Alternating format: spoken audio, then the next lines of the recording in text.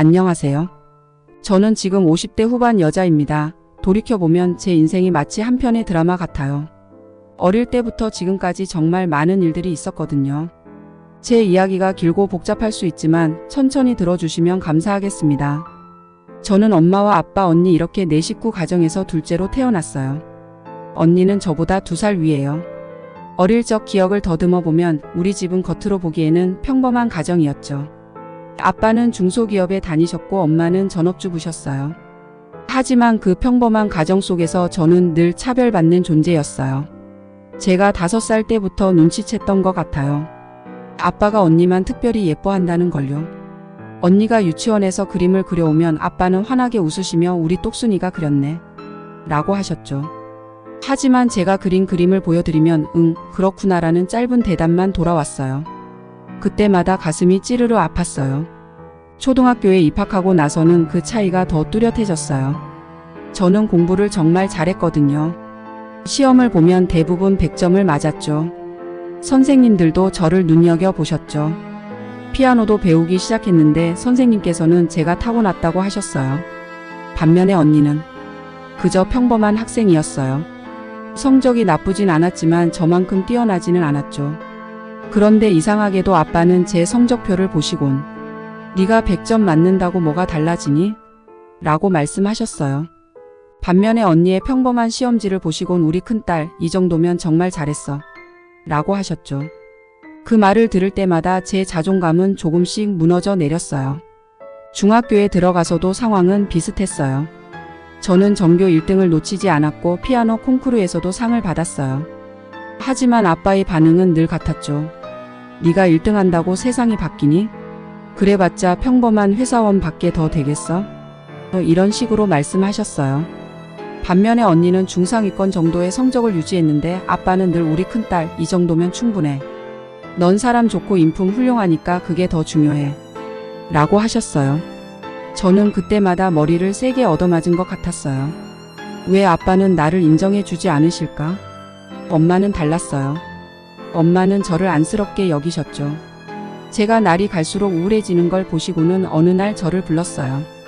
우리 딸, 엄마가 보기에 넌 너무 힘들어 보여. 우리 기분 전환 좀 할까? 그때 처음 알게 됐어요. 엄마가 취미로 텃밭을 가꾸고 계셨다는 걸요.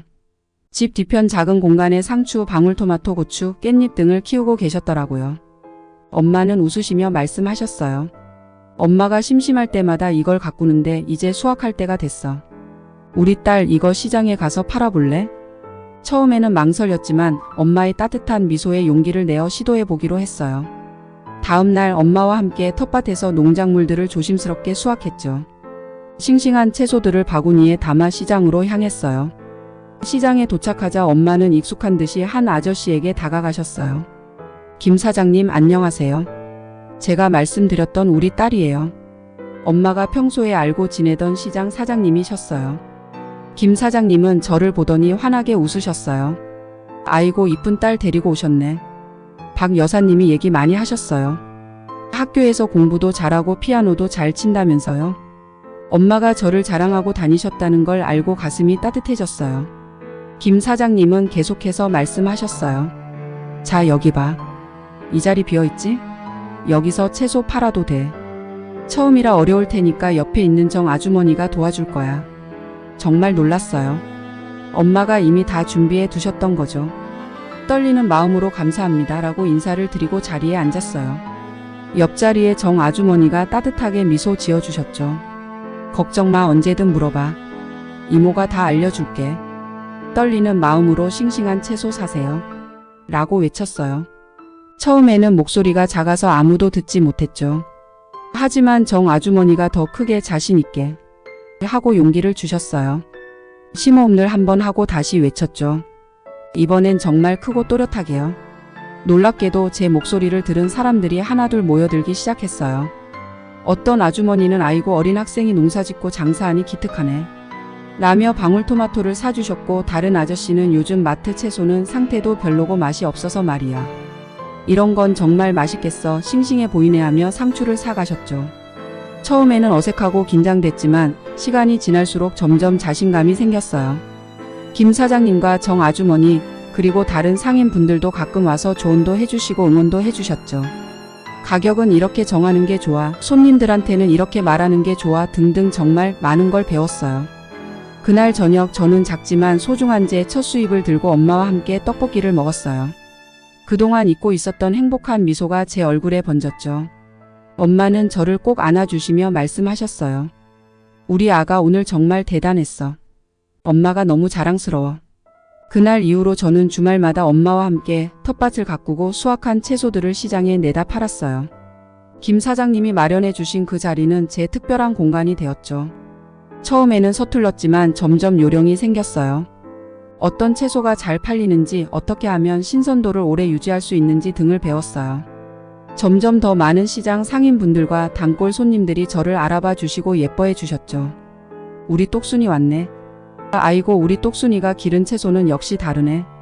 이런 말씀들을 들을 때면 가슴이 따뜻해졌어요.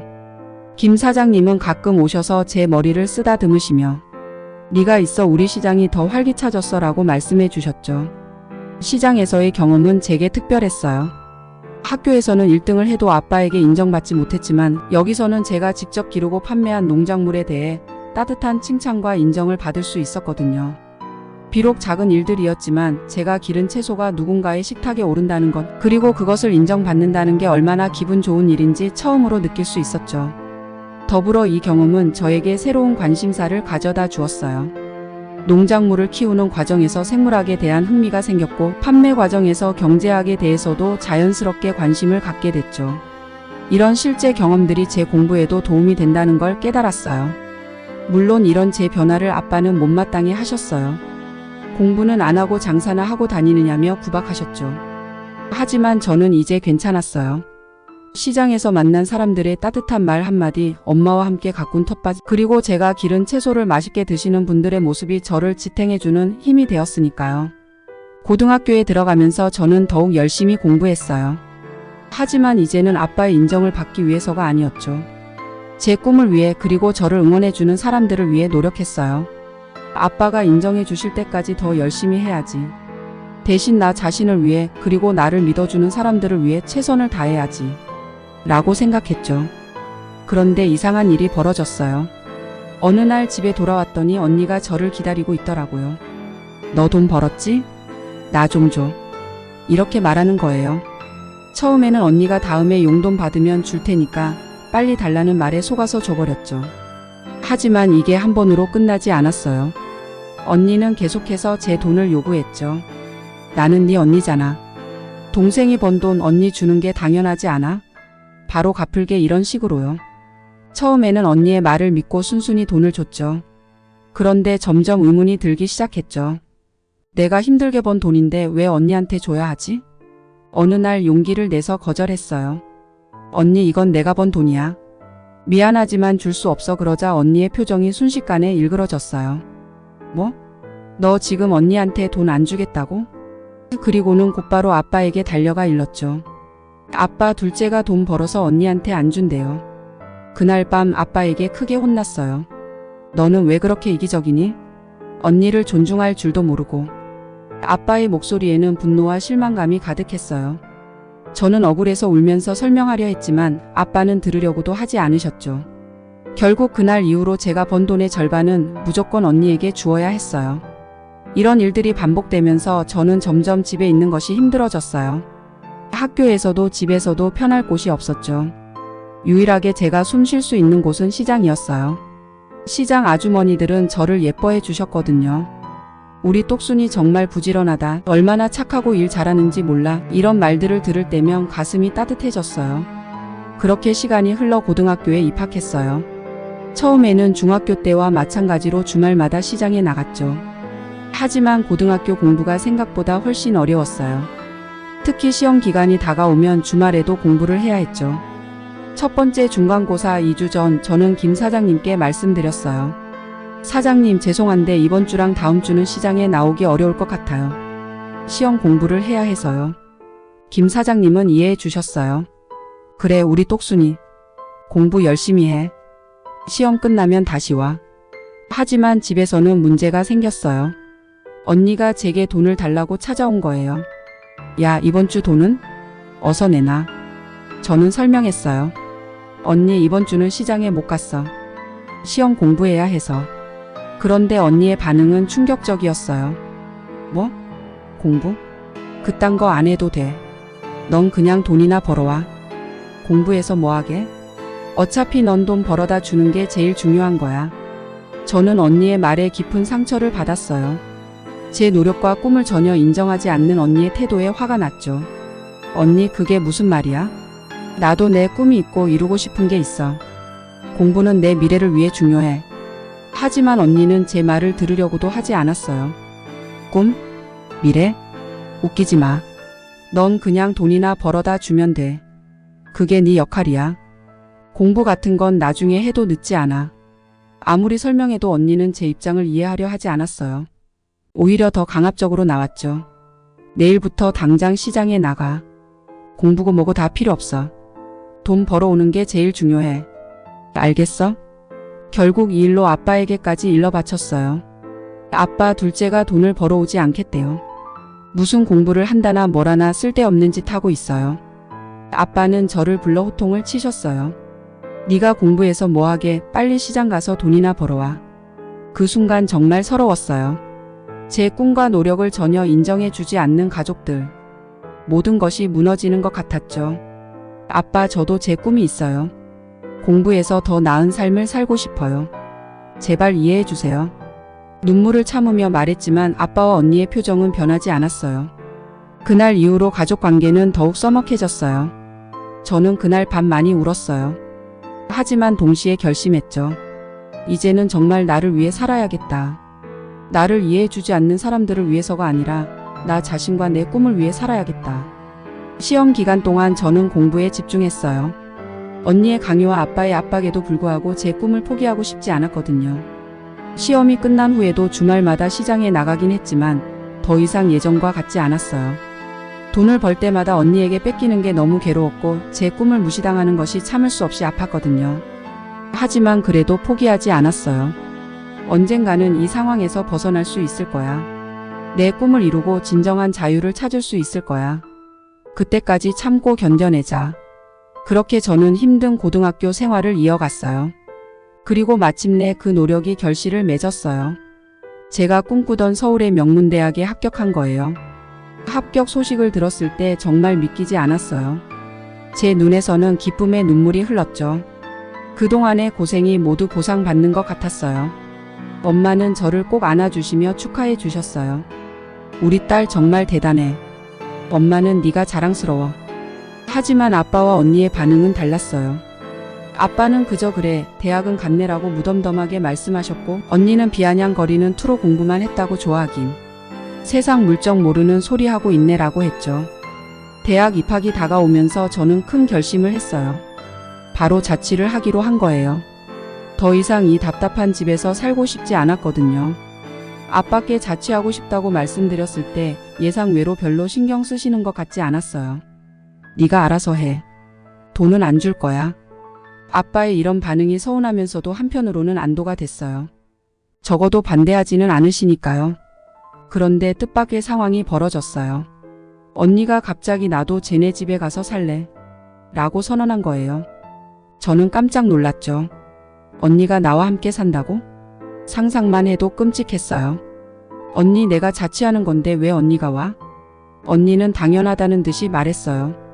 뭐야 너 혼자 서울 가서 살 생각이야? 나도 서울 가서 살고 싶어. 니네 집에서 살면서 일자리 알아볼 거야. 저는 정말 난감했어요. 이대로 언니가 따라오면 대학 생활은 물론이고 제 인생 전체가 망가질 것 같았거든요.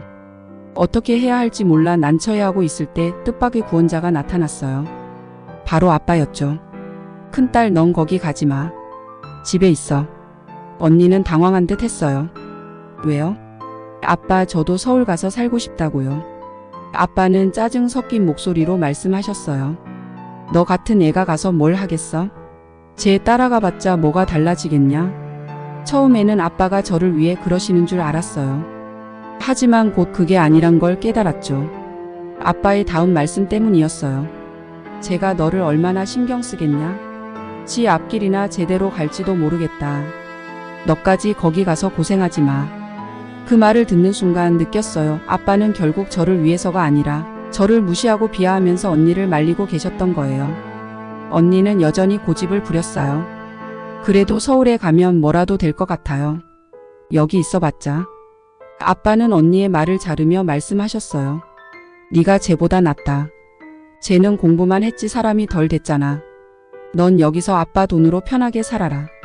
그게 낫다. 저는 그 자리에 얼어붙은 채로 서 있었어요.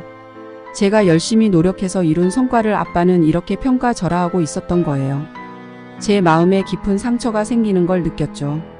그 순간 저는 다시 한번 제 가족에 대해 깊은 실망을 느꼈어요. 하지만 동시에 더욱 단단한 결심을 하게 됐죠. 이제 정말 나만의 길을 가야 해. 더 이상 이 가족에게 기대하지 말자. 내 힘으로 내 의지로 살아가야 해. 아빠의 말씀처럼 내가 세상 물정을 모른다고?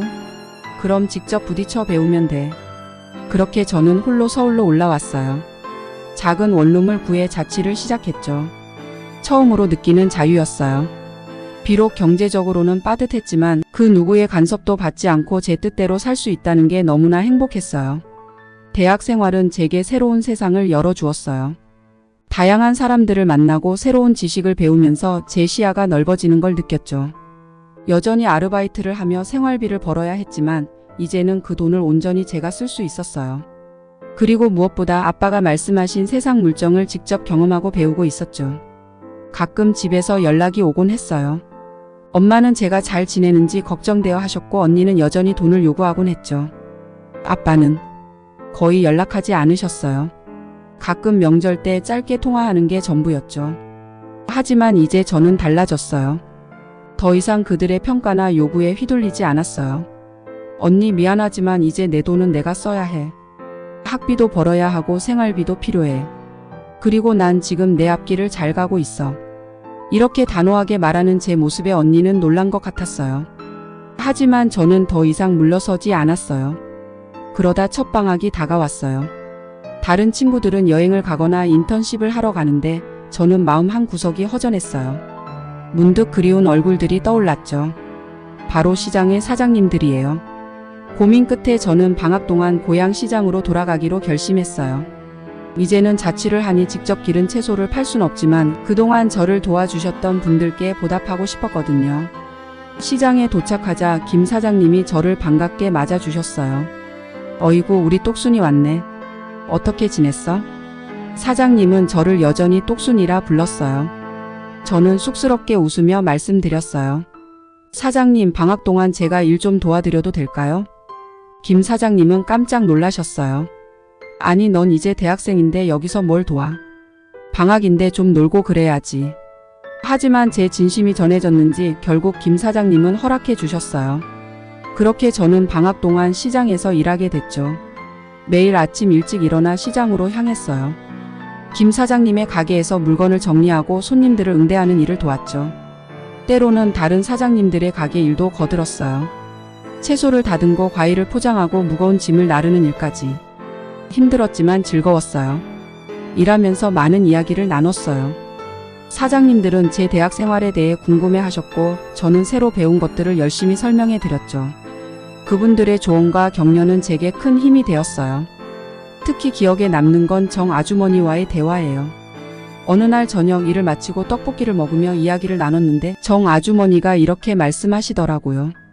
얘야, 넌 정말 대단해. 이렇게 어려서부터 홀로서기 하는 것도 쉽지 않을 텐데 방학까지 와서 우리를 도와주고 정말 고맙구나. 방학이 끝나갈 무렵 사장님들은 제게 용돈을 주셨어요. 처음에는 사양했지만 그분들의 진심 어린 마음을 느낄 수 있어서 감사히 받았죠. 김 사장님이 말씀하셨어요. 이건 너가 노력한 것에 대한 보상이야. 서울 가서 맛있는 거 사 먹어. 그 돈은 제게 단순한 용돈 이상의 의미였어요. 그건 제 노력을 인정해주는 증표였고 저를 아껴주는 마음이 담긴 선물이었죠. 그렇게 첫 방학을 보내고 학교로 돌아갔어요. 가방 속에는 용돈뿐만 아니라 사장님들이 챙겨주신 반찬들로 가득했죠. 그리고 제 마음속에는 따뜻한 추억과 새로운 힘이 자리 잡았어요. 이후로도 저는 방학마다 시장으로 돌아갔어요. 그곳은 제게 제2의 고향 같은 곳이 되었죠. 학기 중에는 열심히 공부하고 방학에는 시장에서 일하며 사회 경험도 쌓고 용돈도 벌었어요. 그러던 어느 날 3학년 여름방학 때였어요. 여느 때와 같이 시장에 나와 김 사장님의 가게 일을 돕고 있었죠. 더운 날씨 탓에 땀이 줄줄 흐르는데 갑자기 낯선 남자 손님이 가게에 들어왔어요. 안녕하세요. 혹시 유기농 상추 있나요? 그 목소리에 고개를 들어보니 제 또래로 보이는 청년이 서 있었어요. 단정한 외모에 친절해 보이는 미소를 짓고 있었죠. 네, 있어요. 저쪽에 있는 상추가 모두 유기농이에요. 제가 상추가 있는 쪽을 가리키며 대답했어요. 그런데 그 청년이 갑자기 제게 관심을 보이더라고요. 혹시 대학생이세요? 여기서 아르바이트 하시는 건가요? 저는 조금 당황스러웠지만 솔직하게 대답했어요. 네, 대학생이에요.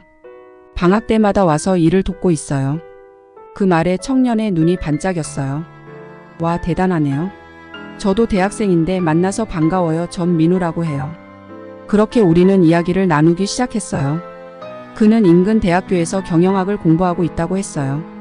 우연히 이 시장에 장을 보러 왔다가 저를 만난 거였죠. 그는 상추를 사고 갔지만 그 다음날 또 왔어요. 이번에는 다른 채소를 사러 왔다면서요. 그렇게 그는 매일 조금씩 시장에 들르기 시작했고 우리는 자주 대화를 나누게 되었어요. 김 사장님은 우리를 보시곤 싱긋 웃으셨어요. 우리 똑순이가 마음에 드나 봐. 매일 오는 걸 보니. 처음에는 그저 친구로 지내다가 점점 서로에 대해 더 알아가게 되었어요. 제 이야기를 진지하게 들어주었고 제 노력과 의지를 높이 평가해 주었죠. 정말 대단해요. 이렇게 어려서부터 홀로서기 하면서도 꿋꿋이 자신의 길을 가는 모습이 멋져요. 그의 말에 저는 가슴이 따뜻해졌어요.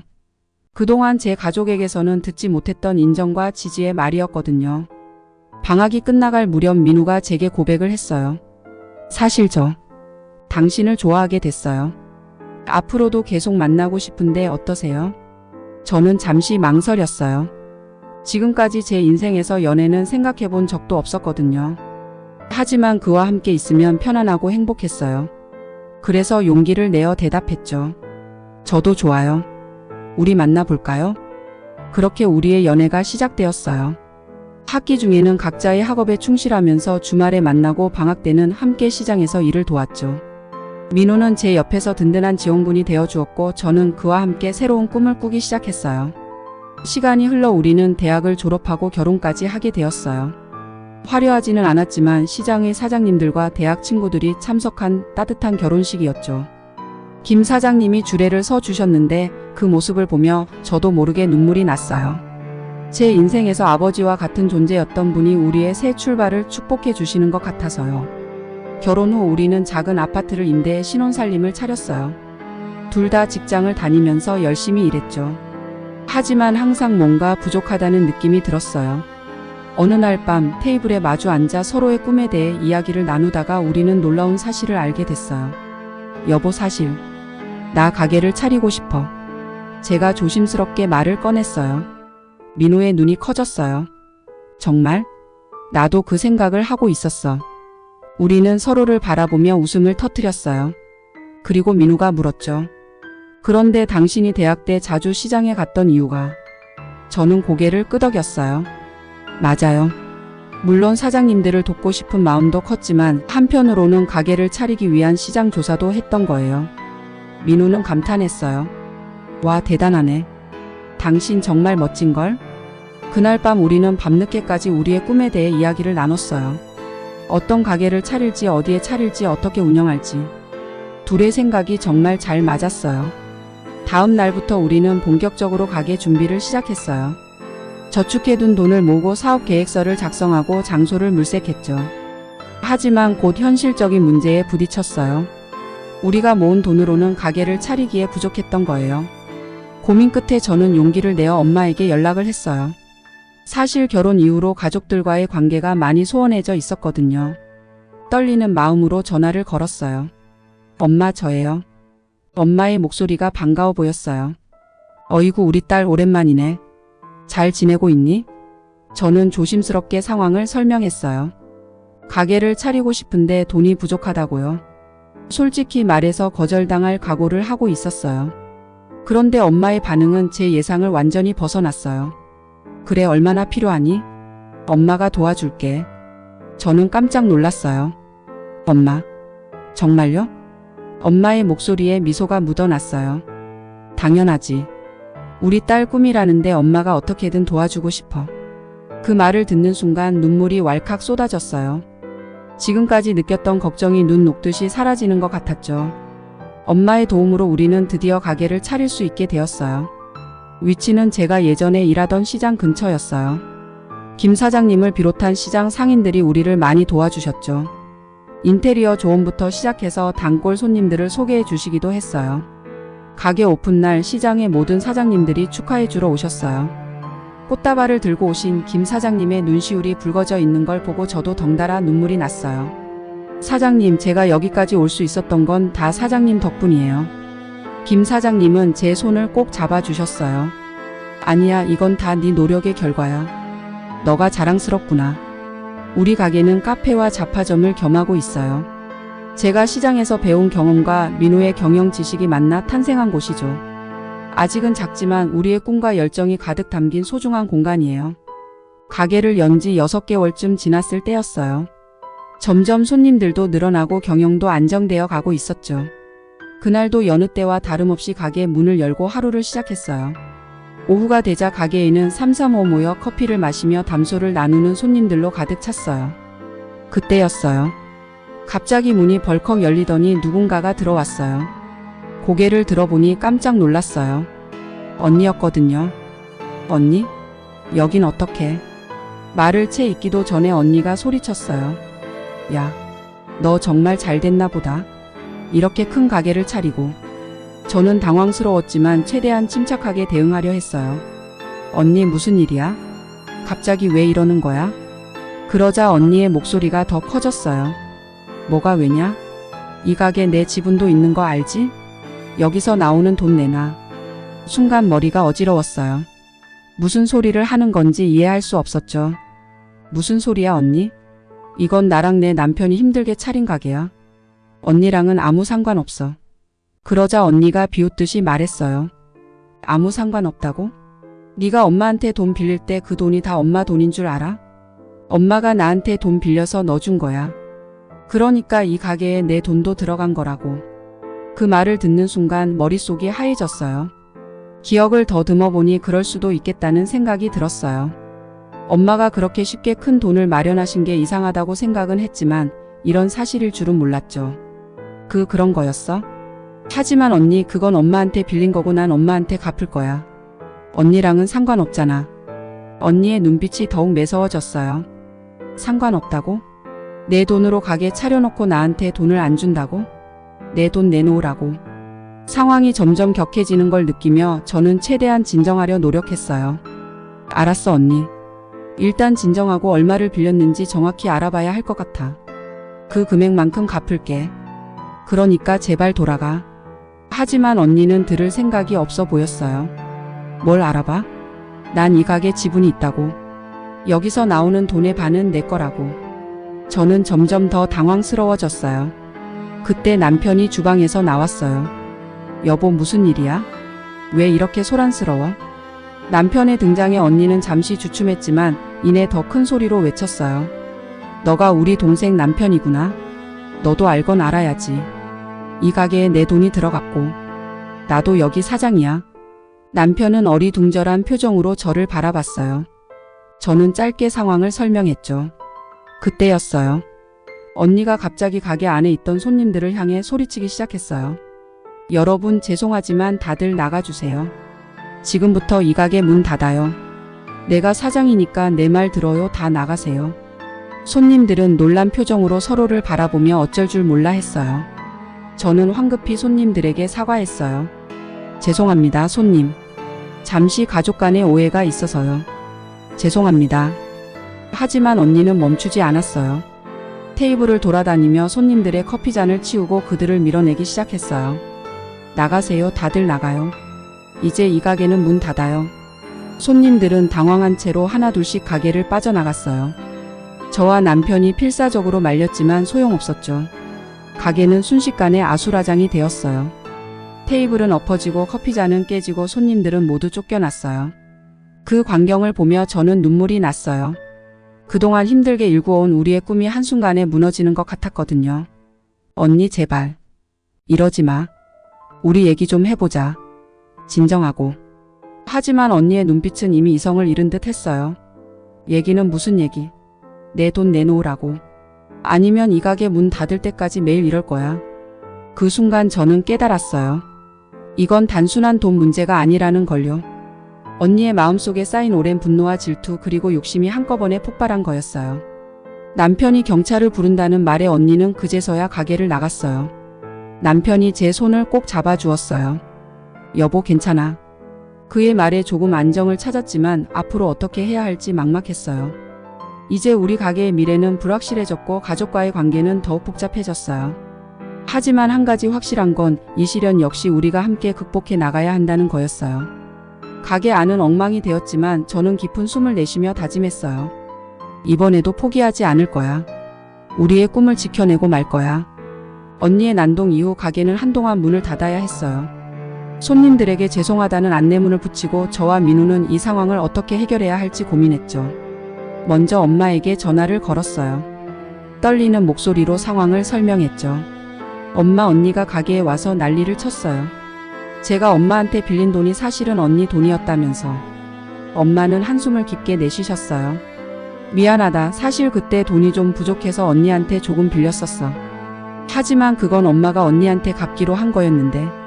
엄마의 말씀을 들으니 상황이 조금은 정리가 됐어요. 하지만 언니의 행동은 여전히 이해할 수 없었죠. 엄마 어떻게 해야 할까요? 언니가 자기도 가게 주인이라면서 막무가내예요.